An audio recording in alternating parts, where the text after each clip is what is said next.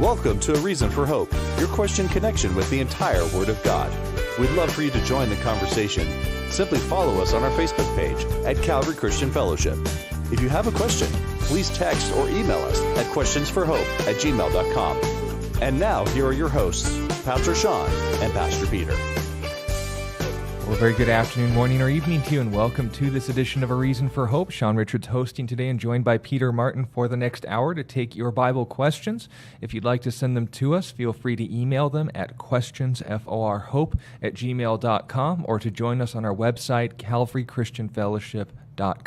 If you click on the Watch Live tab, you'll be sent to where you can engage with us face-to-face, and on the right-hand side of the screen, we'll have a comment section open and ready to receive your questions, and you can join us there live every single weekday from 5 to 6 p.m. Mountain Standard Time in the U.S., or Pacific if we're not on Daylight Savings. Note as well, if you want to join us on our social media platforms, YouTube is A Reason for Hope, and Facebook is Calvary Christian Fellowship of Tucson. However, since we make the habit of reminding you, we do not control when or why we are taken down from those platforms. If we are not going live and we don't give you prior notifications as to the reason, we will still be on our streaming platform, which is on our website. So please join us most reliably and frequently on our website, calvarychristianfellowship.com. Again, CALVARY, christianfellowship.com. We'll use social media while we can. If you give us a like or subscribe to us there, again, Calvary Christian Fellowship of Tucson is Facebook, A Reason for Hope is YouTube. You'll be notified when we are going live, but feel free to join us whenever and however you are able to. We'll be looking forward to engaging with you with the topics we are setting aside for the next hour, which are sincere Bible questions. If they are sincere, they are relevant to the Bible, and they are asked in the form of a question, we will be happy to address them. We'll also be starting with our apologetics topic today and a follow-up from last week's, and hopefully equipping you before the season of heathens continues, and we'll be looking forward to any questions you have on that as well. But before we start with the topic today, or getting to your questions, we want to start off in a word of prayer. Peter, would you like to do that? Yep.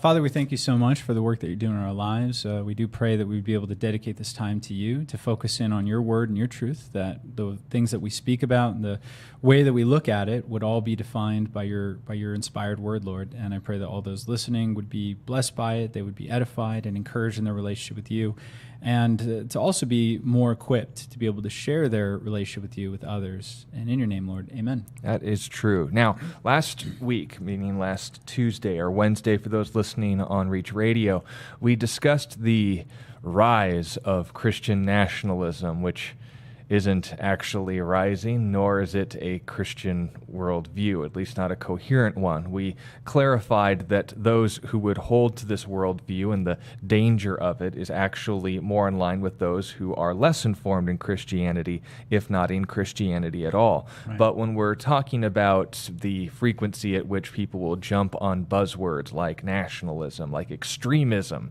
like radicalism, we always want to be one step ahead of those who will try to get emotional responses through buzzwords and respond rationally.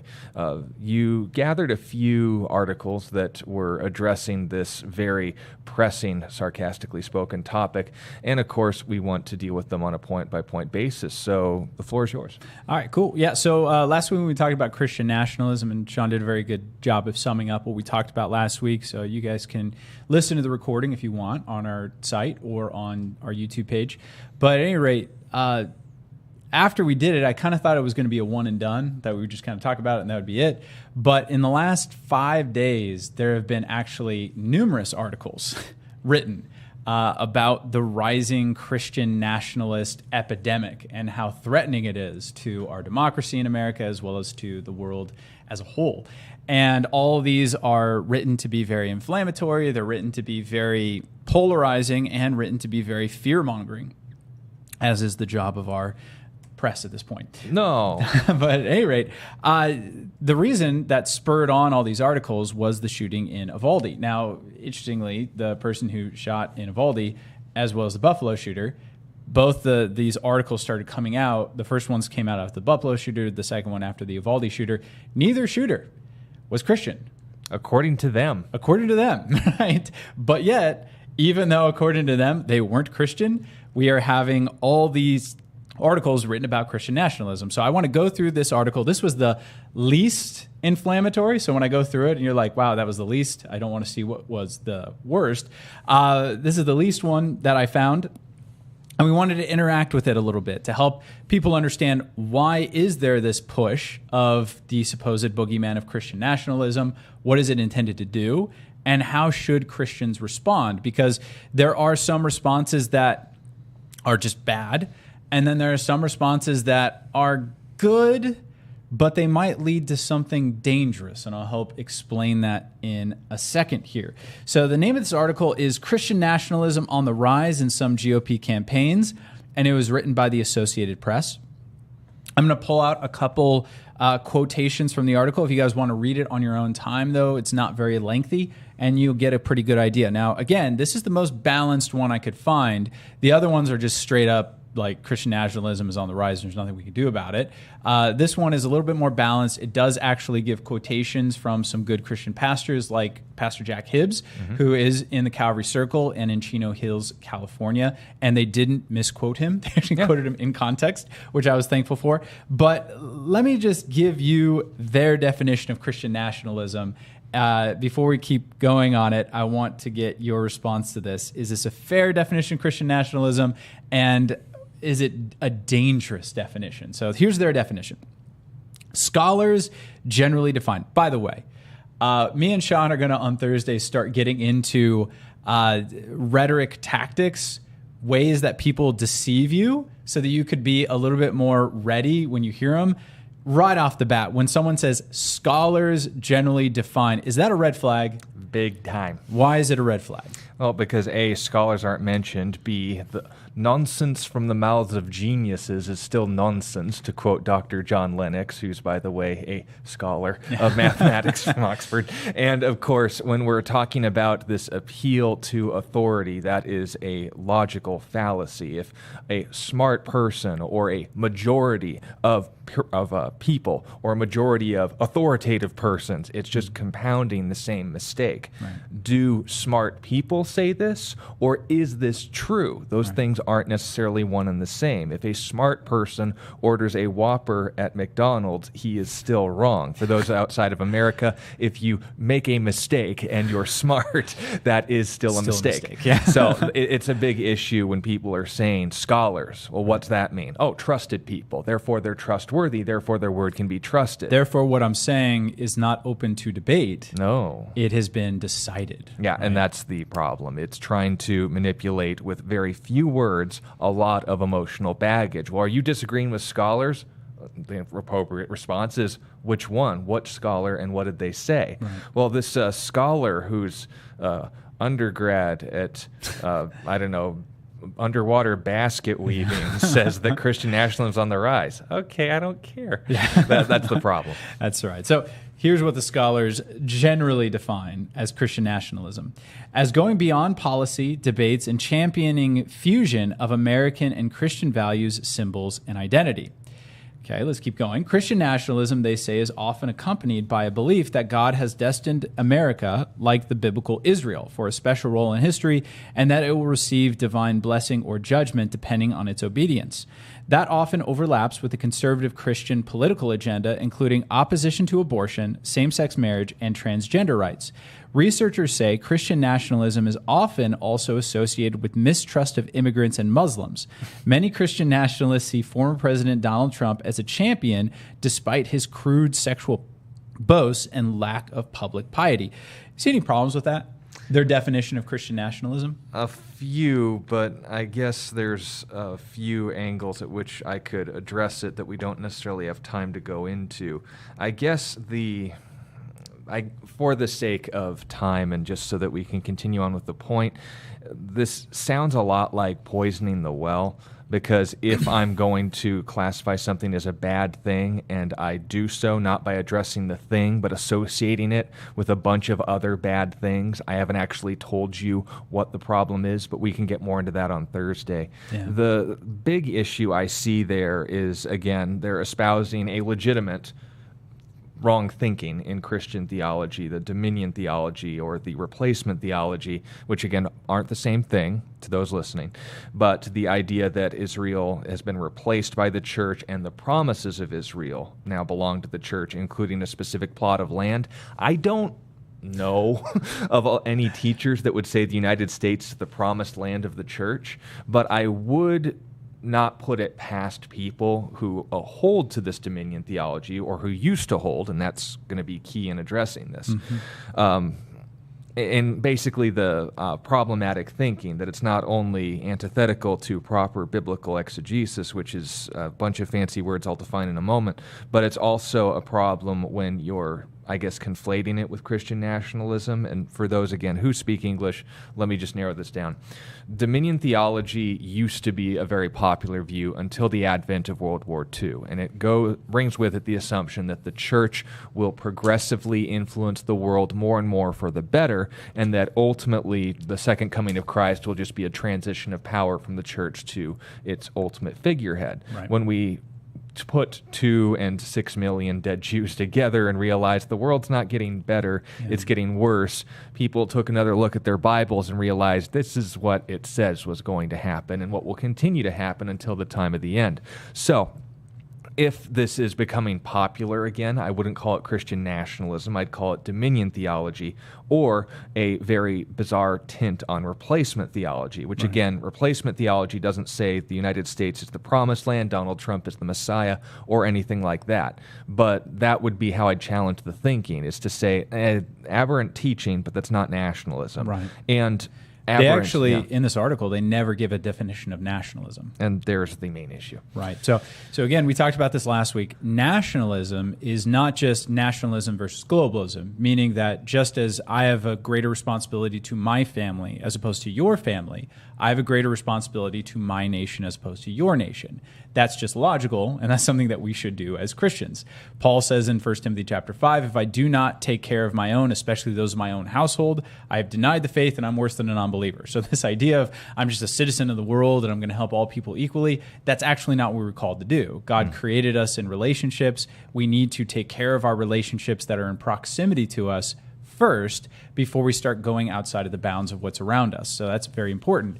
What we mean by nationalism and what the actual definition of nationalism is it's very, and you can hear it in the title, it is like racism.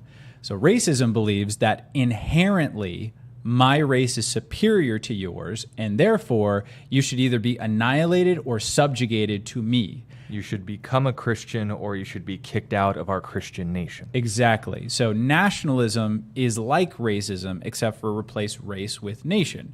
My nation is inherently better than yours, and therefore we should either conquer you and subdue you or annihilate you. Which again is not true. There are nationalists who've taken it to that extreme, but it's not either A, fundamentally a part of nationalism, or B, a part of Christianity. If you want to talk about it more, we discussed it last week. That's right. You could listen to that tape from last week.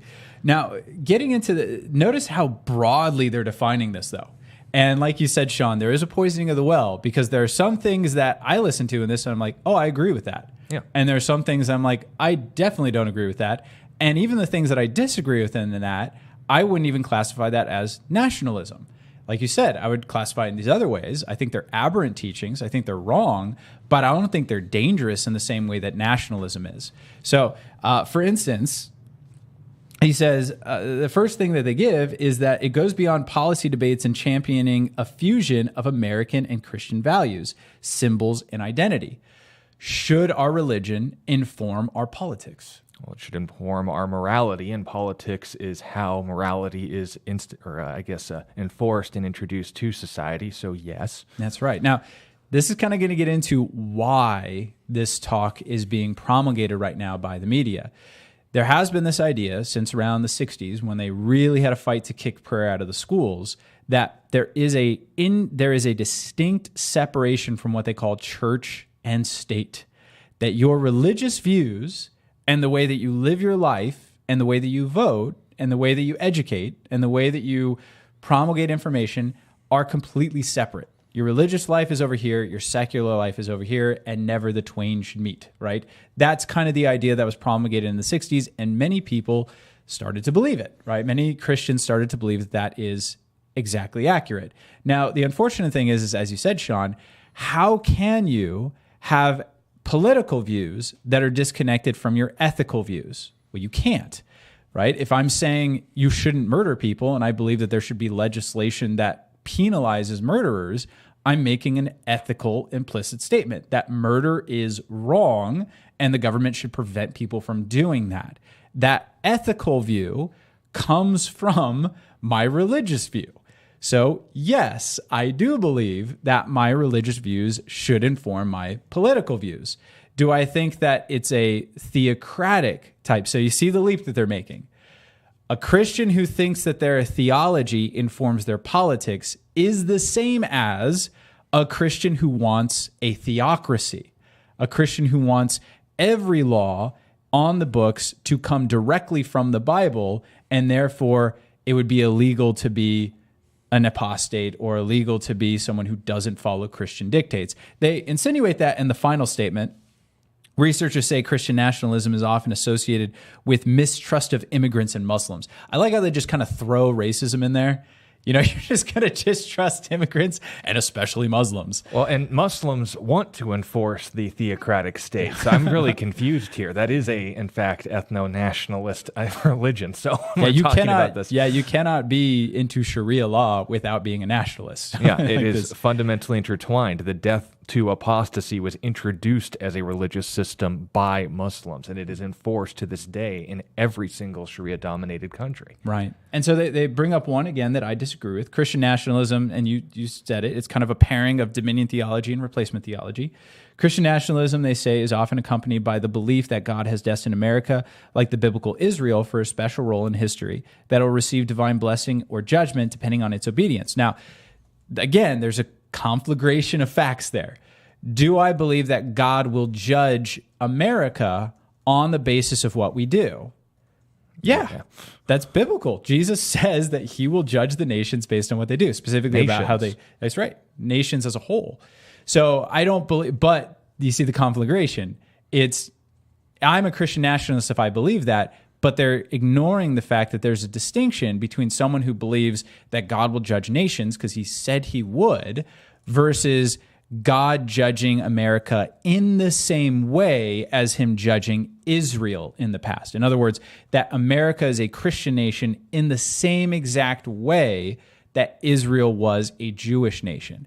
Now, I disagree with that theology. I think it's wrong, but is that necessarily Christian nationalistic? No. There are many people who have that viewpoint who aren't Christian nationalists.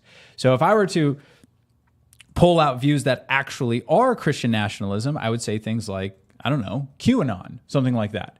There are some fringe groups out there that believe some very weird and, let's say, conspiratorial things that are associated with Christian nationalism. They don't bring up any of those in their definition of Christian nationalism. They bring up a lot of mainstream views of most Christians. They even talk about having a view on abortion, same-sex marriage, and transgender rights. Yes, my view on those things is influenced by my religious beliefs. Once again, I've already said that. But does that make me a Christian nationalist? No. We're on radio. No. I'm shaking my head. So, oh, wait. Yeah.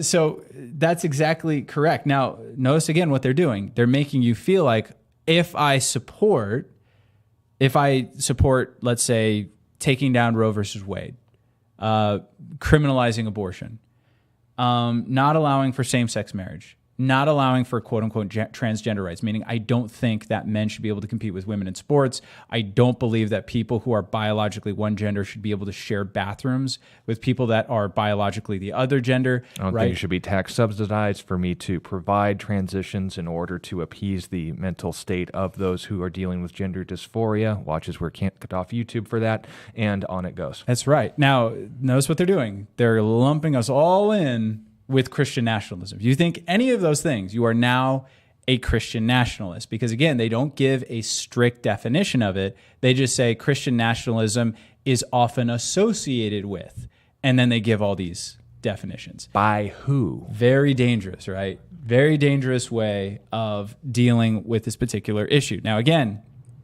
this is and again, we'll talk more about this on Thursday, this is what we call ad hominem. Yeah. I don't want to actually debate you on the facts. I want to lump you in with ad hominem. Basically just means I'm calling someone a name, right? I'm calling someone a name to avoid debating about the facts. So, and there's obviously kindergarten ways of doing that. Where you're just like, well, you're a poopy head. Yeah. But then there's a little bit more subtle way of saying, and this is literally two consonants, you're lying and you're a liar. Mm-hmm. That is different. If you're lying, I can then show you where your false statement is made. And we'll be talking about this on Wednesday night as well. But if I just say you're a liar, I'm saying you are the problem, not what you said. And therefore, people don't want to associate with someone who lies. They assume that you're lying. Exactly. But if I say you are lying, I can then address the problem. That's but right. This is what this rhetoric does. It builds up the liars rather than the lie. That's right. It puts me in a camp of us versus them, right? And it shuts down your opposition. It makes it so that they cannot speak. Aristotle, when he talked about rhetoric or the art of convincing people, he said that there are three main tenets for rhetoric of this art form. There are pathos, appealing to people's emotions. There is ethos, which is where we get our word ethics from, which is an appeal to ethical authority. And then there is logos, which is an appeal to logic, right? Which you see very much in absence today. That's right. So what he would say to this is he would say this is an ethos type of an argument. It is defaming the ethics of the opponent, right? So if you're in a court of law and someone is giving testimony, you could either deal with their testimony or you could deal with their character. So in other words, you should doubt what they're saying because this is the kind of person that they are. Which isn't necessarily a bad thing. If they have a history of violence, then them denying to be violent does actually suggest we should look more into this evidence. That's right. But if you say that person committed violence before, therefore they committed it now, or as we're seeing in modern day culture, since men commit violence, therefore the accusation that this man was violent is in fact foundational for any legal system. Well, you see, we've made three different claims, three different groups of evidence, and three different types of argument. I'm attacking them for what they are. That is, of course, a pathos or an ethos argument. I'm associating them with that based on what they do, what they believe. I'm condemning them based off of what they are with this very twisted logos argument, because men are violent, which is false, therefore. And then, of course, it's the evidence argument, the natural follow-through of the facts. But that's not what's provided here. They don't start with, and this is what we oftentimes emphasize, what I do on my YouTube channel as well, is if you want to know you're being manipulated, wait until they give a definition. If they never do, they just keep giving illustrations, you're being lied to. If they only tell you, well, this is like, and then they go on from that comparison into another story, and then from that story into a tangent to help explain these things better. They haven't explained anything because they haven't told you what the thing is. And I see this not just among a lot of hippie professors, but also a very credited ex-hippie professors as well, when they emphasize the point of saying, well, Christianity, it's just like red flags. Note and pay attention to that. Absolutely. So let me finish up this article, and then we'll kind of get into what should our response be? How should we respond when someone uses this kind of assault against us? So this is, again, from the same article. Christian nationalism is emerging alongside, now, again, listen to the language, okay? When they're saying Christian nationalism is emerging alongside, what they're saying is you don't actually have to subscribe to any of these particularly to be a Christian nationalist, but association is condemnation. Because you're associated with Christian nationalism, you also bear the guilt of all these other things. So let's read what they are.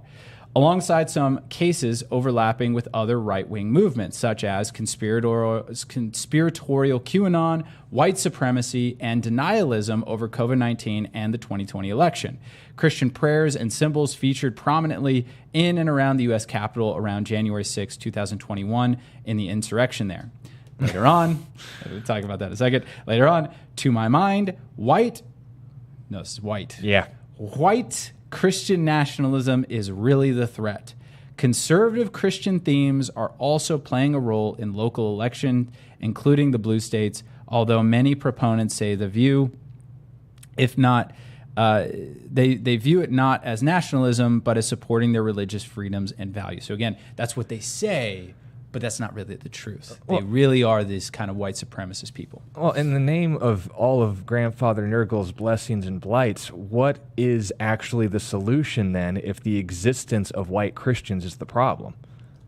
I genuinely don't know what to do with that information, even if a syllable of it was accurate. Right. So, and again, this is the most fair article I found. Yeah. So if you want to again, and no, he's not poisoning the well. He's not saying, all of these racist, anti-Christian rhetorics are just the sort of people you shouldn't listen to. Read them. Yeah. If you need the entertainment, just be prepared for that kind of entertainment. And be like we said, we're trying to equip everyone who's listening to this to be able to sort through good and bad information. Because again, the solution to wading through our current cultural climate is not to indoctrinate from the other side, meaning let's isolate ourselves in a city on a hill and never interact with people who aren't Christians. No. We want to be prepared so that we could read something like this and allow it not to move us, not to move our heart before it moves our intellect. So it's going to be annoying. That's right. But being forewarned is to be forearmed is the idea. Absolutely. So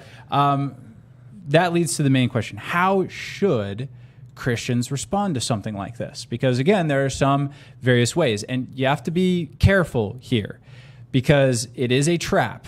As Admiral Akbar would say, it is a trap.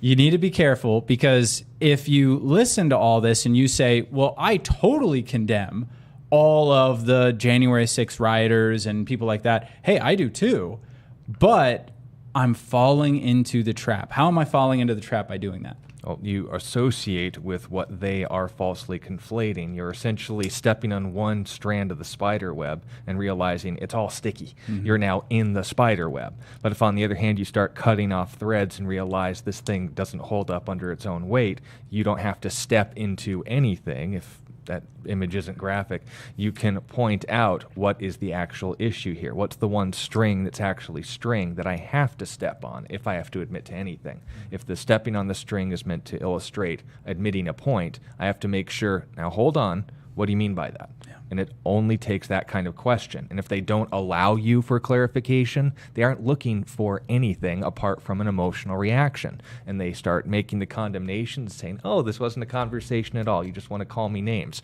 You're a Christo-fascist. Okay, let's play that game. You're a Christophobe. What's a Christophobe? What's a Christo-fascist? We just made up words so that we feel bad. Yeah. That means nothing. Absolutely. So I think you brought out the best possible point.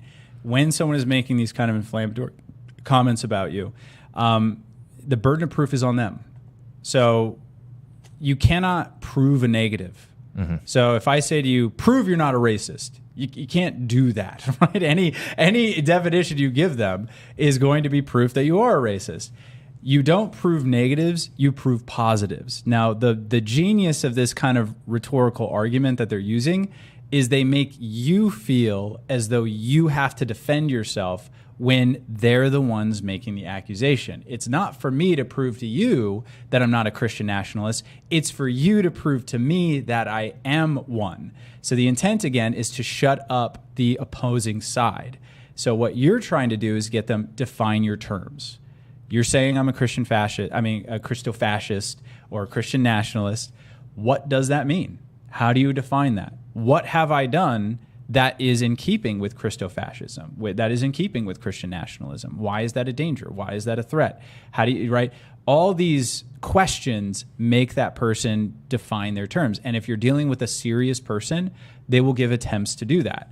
If you're dealing with an unserious person, they won't. They will just continue with a barrage of hateful comments and with accusations. And that's when you know, as Sean said, this really isn't worth my time, right? Reject a divisive man after the first and second admonition, knowing that such a person is warped and self-condemning. That is Titus 3, verse 10. Give it 2 good old tries, man, to get someone to define their terms. If they're not, they're a divisive person. You're not going to gain anything by talking to someone like that or going down those rabbit holes with them. All right, so let us know if that helps, I guess, stabilize the issue. Don't be bothered if someone calls you names if they aren't true. If you're being called out or corrected by something, or you can take that little kernel of truth in there and get into a better conversation, then all the more for it. But say someone comes along and says, man, you hate Islam. That is true. I hate what it's doing to people. But if you say, oh, you hate all Muslims, well, that's a different conversation entirely. Right. I love Muslims and I want them to be in heaven with me, but I know that Sharia is not the way. Right. If on the other hand, someone says, why do you hate Islam? Well, let me give the verses from Tafsir, Sunnah, and Hadith. But if on the other hand, we're going into conversations that misrepresent you, that accuse you, that from their foundation are assuming you have to bear responsibility for something they either A, can't prove, or B, that you haven't done, usually both, that is where the conversation needs to continue, not where it ends, and certainly where it unfortunately doesn't begin a lot. So make sure that that's how these conversations go, that you learn how to talk to people as well as what to talk to them about. And you're going to find, again, I came into this broadcast, I didn't read the articles, you read them to me, but I know enough of how to talk that I can think these things through. As they say in algebra, memorize the formulas, the numbers come later. That's how we should deal with this. Nice. So, with that being said, anything more to add before we go out to our questions? Oh, let's do it. All right, we included the elders' question about Christo-fascism. Names mean nothing. Here's a question from Holly who wants to know, why is the Old Testament longer than the New? Well, it's because the New Testament covers about maybe 1/1000th of the time the Old Testament covers. Yeah. If we're going to just go off of writer to writer, from Malachi to Moses and vice versa, that's about 1,100 years of history, from 1450 to 400, 600-ish, depending on who you're talking to. That's a lot of information, and that's a lot of things to set up that the New Testament fulfills. And the funny thing is, as I'm sure you're aware, Holly, when you get something fulfilled, you just have to show it. You don't have to explain this is what's happening unless it's really, really important, in which the New Testament does in places, but other times it doesn't. It just says this is what's fulfilled, what was said by Isaiah the prophet, and it doesn't go off to give you the historical context. It assumes you've read the 27th book before you got to the 40th. That's the point that's being made.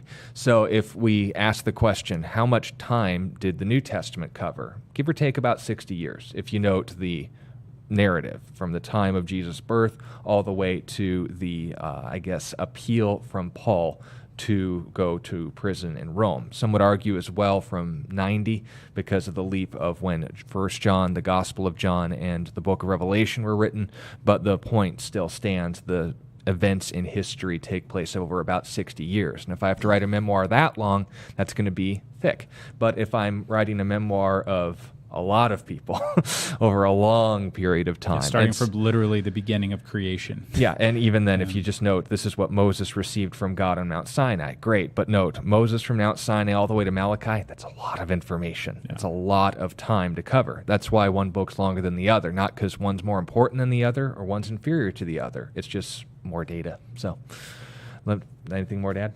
No, it's good. All right. Question from Yari. Why was Sodom and Gomorrah destroyed? Some say it was because of their homosexual activity, some for their lack of hospitality, others for their pride. Which is it? Well, does it have to be one? No, it doesn't have to be one. And we get a pretty good understanding that it was a lot of stuff. Yeah. Right? They were just very, very corrupt in basically every conceivable way. So even when people say lack of hospitality, we're not talking about people who are just a little stingy. A little stingy on, bread and water for their transigent strangers that come in town. We're talking about people who, when they saw a stranger come in town, their first instinct was, let's put them in their place. And how do we do that? By forcibly raping them until they understand their position in the bigger picture. Which, by the way, we don't only have documentation for in the book of Genesis, chapter 18 and 19. We also have documentation outside of that as well. Yeah. So, oh boy. Yeah, not great. So, yeah, we're talking about an incredibly debaucherous culture. One that, again, when you look at the nations of Canaan, there are so many different ways of looking at the book of Genesis to see that God it's not like they were ignorant to these things.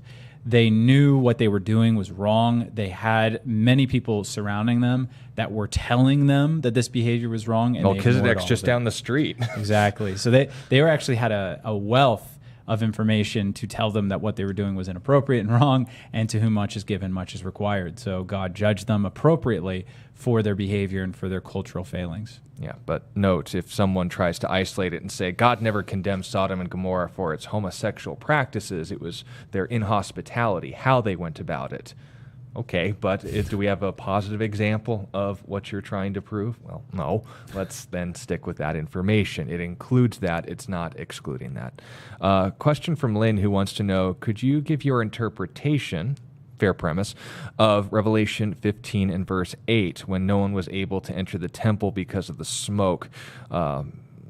Was it God weeping over the lost, those that took the mark, and needed to grieve alone over them, because it pointed out the 7 vials full of wrath was about to be poured out, and she gives the passage. Thank you. Well, thank you, Lynn. Yeah, it's an interesting passage. We'll be getting into it in the next couple weeks, but the point of emphasis is obviously, let's make sure, and this is what you were doing when it was referring to God weeping, that is, I believe, a part of it, but what we're given in the text is because the smoke of the temple, in reference, by the way, to the Old Testament, that's a direct reference to when the temple was dedicated. It's an emphasis of what has been described all the way up until, not verse 8, but verses 1 through 7 as well, that the wrath of God is going to be manifested. And there's 2 times, this is oftentimes the explanation, that we as human beings generally want to be left alone, when we're angry or when we're sad. In this case, I think there's room for both, not just because of what we set up in the chapter itself, but what we know about God. Because if we look back in the Old Testament, does it say that God delights in the death of the wicked and that the wicked should never turn from his way and live? No, Ezekiel 33:11 says the opposite of that. So if we see God about to pour out his wrath undiluted, and even then sparsed out among 7 plagues, he doesn't have to do that. That is not something he does or has been doing eagerly. That's been something he's been delaying up until this moment, and even then he doesn't like it. That's an inference of God's character. But if we go in the text itself, what does it say is the reason why the smoke's being poured out? So let's go to verse 1 talks about how we're transitioning into a new set of judgments. So those of you guys who are unfamiliar with the book of Revelation, there are 3 sets of 7 judgments. So it begins with the set of seal judgments, and that transitions into the set of trumpet judgments, and that transitions into the set of bowl judgment. And each set kind of has an exponential rise in deadliness, if you want to put it that way, to a huge degree. So we are in the final set of the wrath of God prior to him coming back. So we're towards the latter part of the book, and that's what's happening right now. We are now transitioning from the trumpet judgments, which were already pretty radical, into the bowl judgments, which are just devastating, right? Absolutely devastating to the world. So in verse 5, it says, "After these things I looked, and behold, the temple of the tabernacle, the testimony in heaven, was opened, and out of the temple came the 7 angels having the 7 plagues, clothed in pure bright linen, and having their chests girded with golden bands.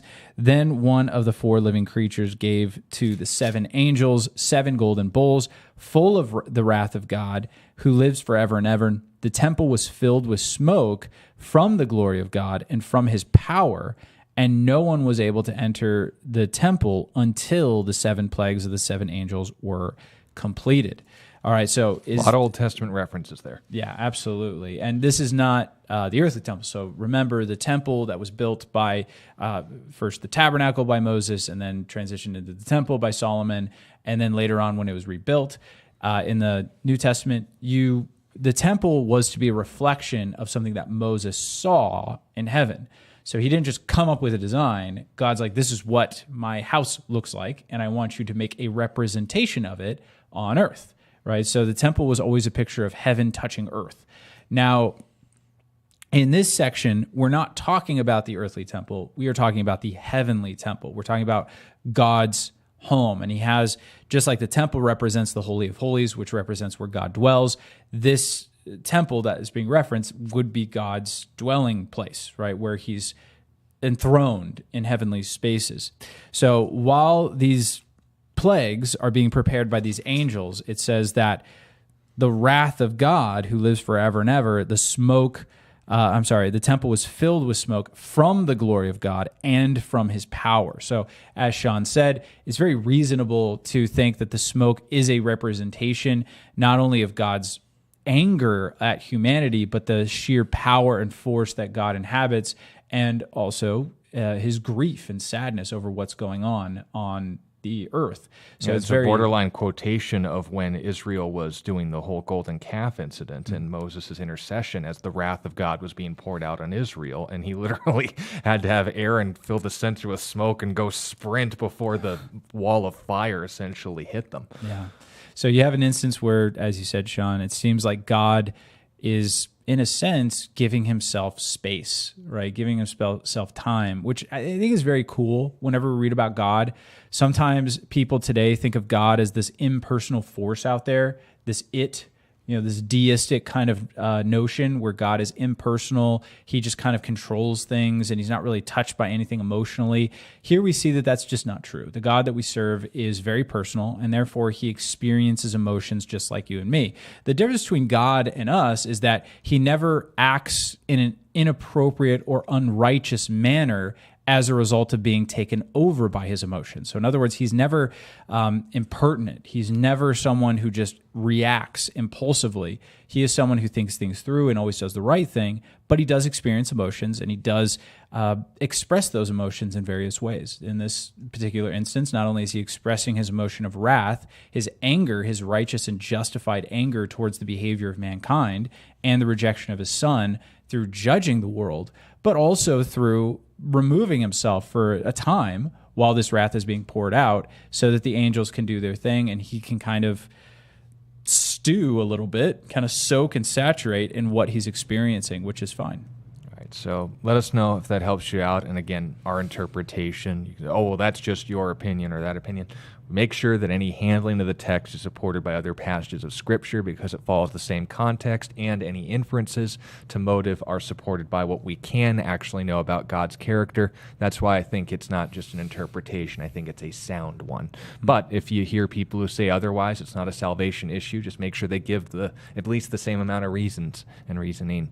So, question from Isaiah wants to know, is it true that the Egyptians drowned in only 3 feet of water? How deep was the Red Sea at the time? Thank you. Yeah, Isaiah, that's not a Bible question. That's a clarification on a joke that was made about a bad Bible objection. So let's take 3 steps back here so we're not addressing an illustration of a misrepresentation, mocking the ridiculousness of the bad explanation that was trying to write away a miracle. Yeah. When this story came out, it was, of course, in reference to a very well-known and beloved Christian apologist. His name's not relevant, but if you ask, we can give it to you. He was giving a presentation on the evidence for the Exodus. The individual who was going to the college at the time said, I lost my faith because this professor showed to me that the Egyptians, or the crossing of the Red Sea wasn't a miracle at all. It was the Reed Sea. It was a mistranslation. And the Reed Sea, during the drier months and so forth, is basically just this marshland. They only crossed in 3 feet of water. And the joke is, your professor is a great man of faith. So what do you mean by that? He says, well, you believe that the Egyptian army was drowned in 3 feet of water?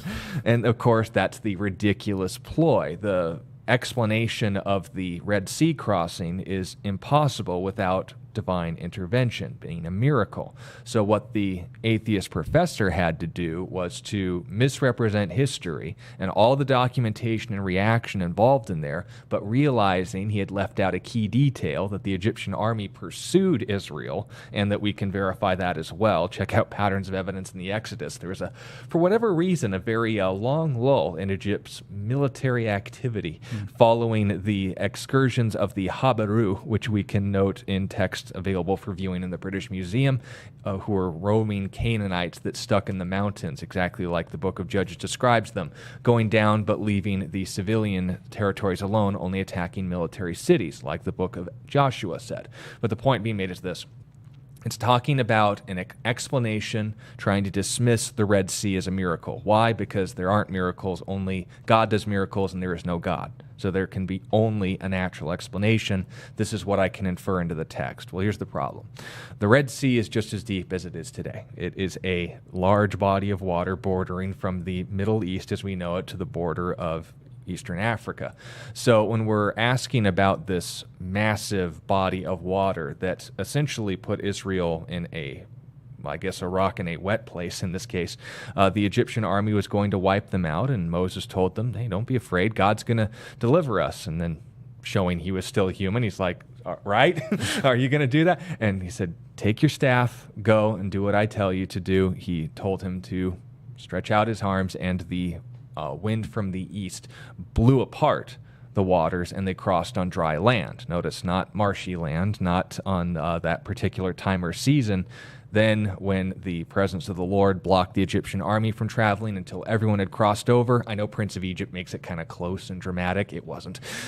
The moment that they tried to follow in through shows the hardness of their hearts. They were drowned. God stopped the wind that was causing the waters to part, and then they drowned in the ocean. Now, we can verify that kind of event historically, not with the comedic Babylon Bee article where on a carved rock in the Middle East it says Moses was here, but we have to look at the surrounding events, circumstances, and political climate of Egypt and ask, does that explanation, does that event match other facts? If Egypt went on to conquer all of northern Africa and the Jews said that their military disappeared overnight, that'd be a problem. But if it goes on to verify events not only involving during but before, like the lamentation of the shepherd verifying the plagues of Egypt, we have some solid ground. But here's the point. When we're asked the question about the Reed Sea, or these humorous explanations, our question shouldn't be, well, where did that explanation making fun of a bad explanation, which was a lie put forward by a bad assumption by a false professor? That's not the conversation. It's, what does the text actually say? What did the text say when it involves the Red Sea? Well, it was the Red Sea. What was that understood to mean and to be in the ancient world? Well, not a lot of room for interpretation, because we are told in excruciating detail, pun intended, the details of their travelings, where they entered in what is known today as Saudi Arabia, the Sinai Peninsula, and all of that. Now, there's some questions as to where exactly in the wilderness of sin did they settle. Where is Mount Sinai? We're not sure, but we know where they crossed, where they traveled, where they stopped, where they turned around, and we can pretty much know beyond a reasonable doubt that all the events pertaining to what we, and this is key, can test, check out. What we can't, we can't. But here's the point.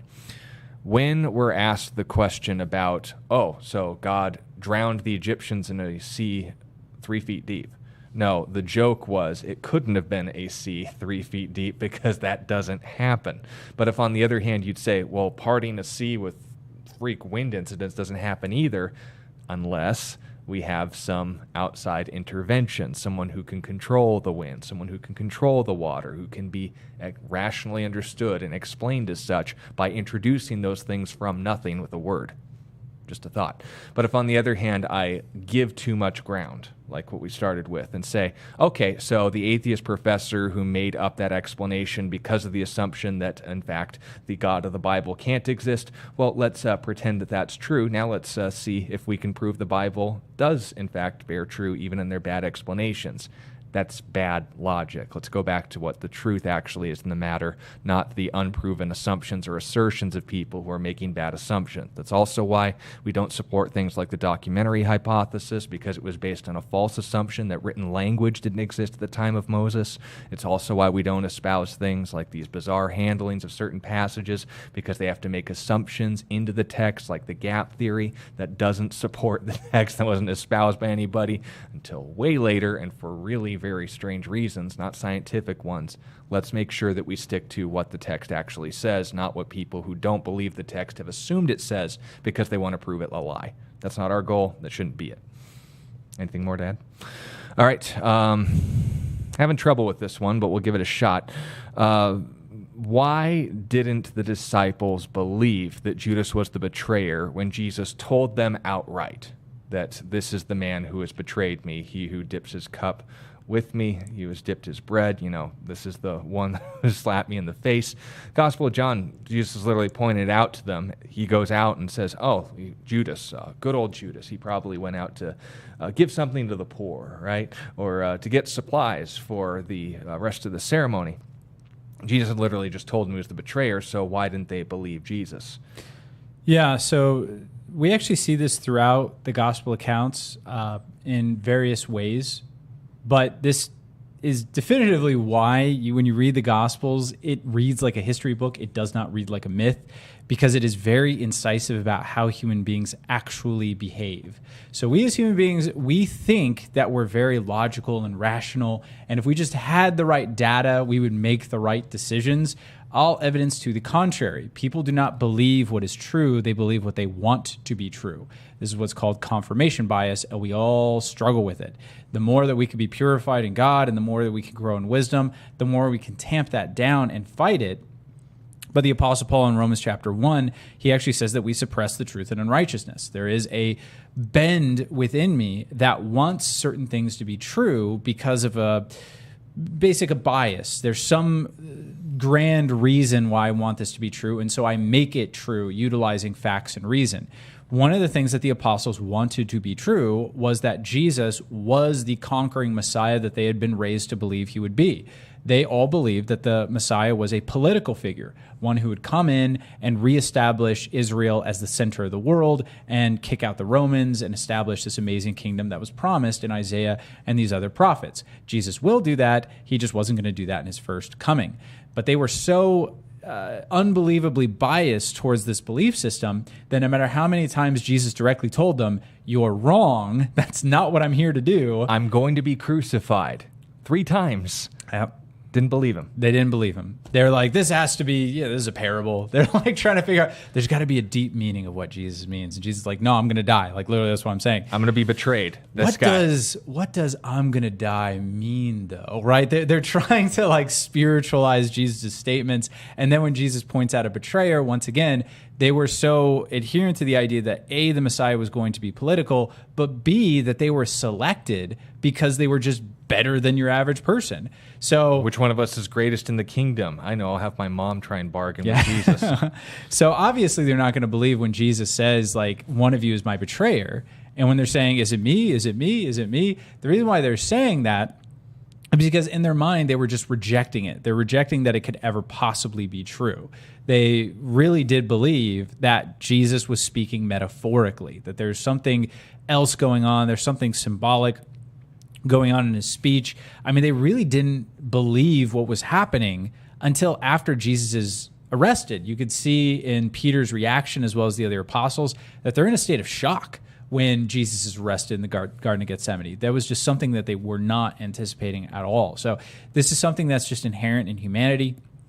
We have a tendency to see the truth that we want as opposed to the truth that is, and we need to be careful about that, and we need to receive, as Paul puts in 2 Thessalonians, a love of the truth. We want things to be true because they're true, not because we want them to be true. So that's what is happening there, Nina. Or because we are right and we want to be proud in that fact. Right. That's another thing we can fall into, speaking for myself.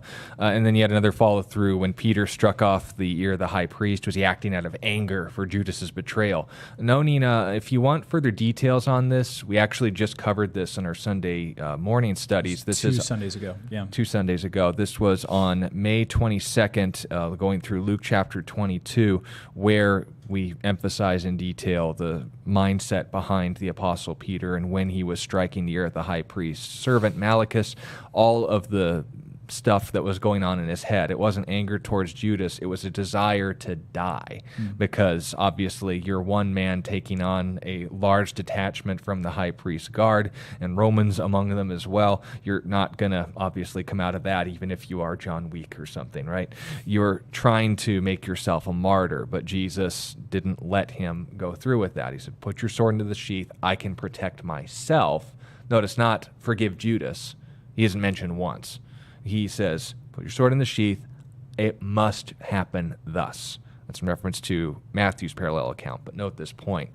If we infer all these emotional details, not in the text, we need to make sure they're in support, like we said with the Revelation 15 passage, of what we already know about God.